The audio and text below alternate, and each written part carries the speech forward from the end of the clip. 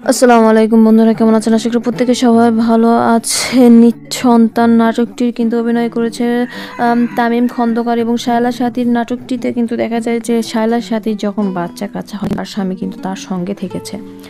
তো তর সে কিন্তু চায়নি যে তারা কিন্তু হ্যাপি চলে যাচ্ছিল, তাদের দিনকাল কিন্তু অনেক ভালোই যাচ্ছিল।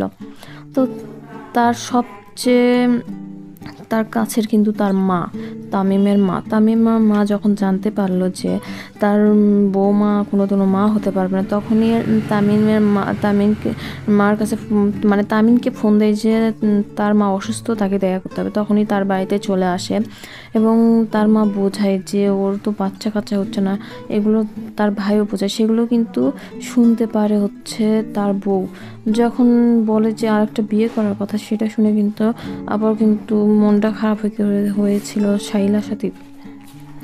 তো শায়লা সাথী হচ্ছে কিন্তু একটা ট্রেনের ভিতরে দেখা যায় তার বৃদ্ধ বছর বয়সে সে কিন্তু একটা মেয়েকে তার জীবনের গল্প বলছিল যে এইভাবে হচ্ছে তামিম এটা ওটা করেছে। তো আবার দেখা যায় তামিমের মা কিন্তু অসুস্থ ছিল, এই কারণে কিন্তু তার কথা রাখতে সে কিন্তু বিয়েটা করে ফেলে দেয় কিছু মাস পর বিয়েটা করার পরে তারপর কিন্তু জানা যায় যে তামিম কিন্তু বেশিরভাগই তার দ্বিতীয় স্ত্রীর সঙ্গে কথা বলা, মানে শায়লার সাথে কি যেমন আগে টাইম দেওয়া সেটাও কিন্তু দিচ্ছিল না। তো তামিমকে কিন্তু বলছিল যে তার মানে হসপিটাল থেকে ফোন দিচ্ছে যে তার বাচ্চা হয়েছে। এটা কিন্তু শায়লার সাথে জানতো না যে ওর এক বাচ্চা হয়েছে, তার কিন্তু একটা মেয়ে বাচ্চা হয়েছে। তো বন্ধুরা তার সঙ্গে বেশিরভাগ টাইম এবং সবসময়ের জন্য তার সঙ্গে কথা বলে, এবং কিন্তু সে কিন্তু আদৌ ছিল না, শালা সাথীকে কিন্তু আমন্ত্রণও করেনি। সে কিন্তু নিজেই দেখতে আসে, কিন্তু দেখতে এসে কিন্তু তামিমের কোনো রেসপন্স কিন্তু পায় না। তো বন্ধুরা সেই মেয়েকে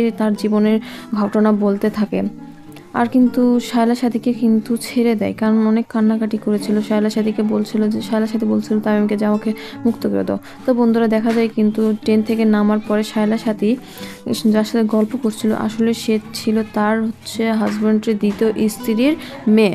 তো বন্ধুরা তারপরে যখন দেখে আচ্ছা পরিস্থিতি এমন যে করেছে, তো বন্ধুরা তাদের কোনো কথা হয় না, কিন্তু অবশ্যই আমার চ্যানেলটি সাবস্ক্রাইব করে পাশে থাকবেন এবং লাইক কমেন্ট শেয়ার করবেন। ধন্যবাদ।